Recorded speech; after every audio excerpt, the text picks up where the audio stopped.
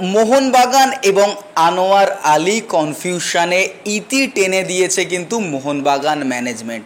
প্রথম কথা, ম্যানেজমেন্ট হবে তো ভাই এই রকম ম্যানেজমেন্টই দরকার, কারণ যে মুহূর্তে একটা রুলস রেগুলেশনের আন্ডারে গিয়ে কোথাও গিয়ে স্যালেন্ডার করে প্লেয়ারটাকে ছেড়ে দিতে বাধ্য হবে না, সেরকম অবভিয়াসলি না। মোহনবাগান কিন্তু তাদের কাজ আগামী দিনের জন্য ছেড়ে না রেখে তারা সেই ডিলটা সিল করে নিয়েছে একদম চটজলদি। রঞ্জিত বাজাজ গতকাল যে টুইটটা করেছিল তার আগে কিন্তু মেরিনার একটা বক্তব্য এসেছিল যে কোথাও গিয়ে সম্পর্কটা ভালো নেই, গেম টাইম পাবে না, এই কারণবশত কিন্তু মোহনবাগান ছাড়তে চলেছেন আনোয়ার আলী। তারপর রঞ্জিত বাজাজের টুইট যে ফিফার যে গাইডলাইন আছে সেখানে 4 বছরের যে দীর্ঘ সময়ের লোন টার্ম সেটা কিন্তু কন্টিনিউ করা যাবে না, লোন হবে 1 বছরের জন্য।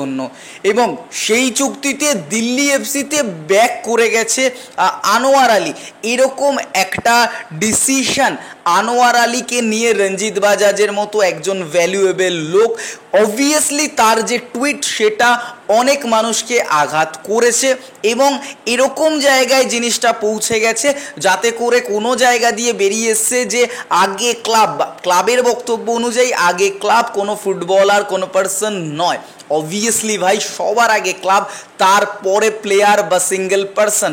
কিন্তু আনোয়ার আলীকে নিয়ে যে কনফিউশনটা রঞ্জিত বাজাজ ক্রিয়েট করেছে সেটা ভাই কোনো মতেই গ্রহণযোগ্য নয়, কারণ তিনি এটাও জানিয়েছেন আইএসএলের 2টো ক্লাব তাকে নেয়ার জন্য উঠে পড়ে লেগেছে এবং মুম্বাই যে আপডেটটা সেটাও কিন্তু বিভিন্ন মারফত বেরিয়ে এসেছিল। তবে সব কিছুর ইতি ঘটেছে, 2027 অবধি আনোয়ার আলী কিন্তু মোহনবাগানেই থাকছেন এবং এই যে সময়টা এর মধ্যে দিয়ে নানা কিছু ভেসে গেছে যে আনোয়ার আলী গেম টাইম পাওয়ার জন্য এখান থেকে সরে যেতে চলেছেন, এরকম একটা বিষয়। এবং যে সময়টা আমরা জানতে পারলাম যে ফিফার গাইডলাইন যেটা রয়েছে সেটা ভারতে এখনও পর্যন্ত কিন্তু কার্যকর হয়নি, তাই এই ডিলটা অবভিয়াসলি থাকছে আনোয়ার আলী মোহনবাগানে। তবে আগামী দিনে তো কার্যকর হবে, তার আগে মোহনবাগান ম্যানেজমেন্ট পার্মানেন্ট ডিলে 2027 অবধি আনোয়ার আলীকে সাইন করিয়ে রাখবে।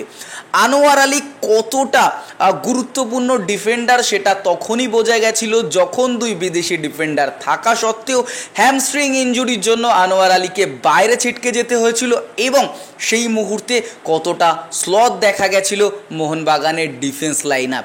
তো অবভিয়াসলি টেনশানের কোনো বিষয় নেই, আনোয়ার আলী মোহনবাগানেই থাকছে। এ নিয়ে তোমাদের কি মতামত অবভিয়াসলি কমেন্ট বক্সে কমেন্ট করে জানিও, ভিডিওটা লাইক করো। দেখা হচ্ছে আগামী ভিডিও।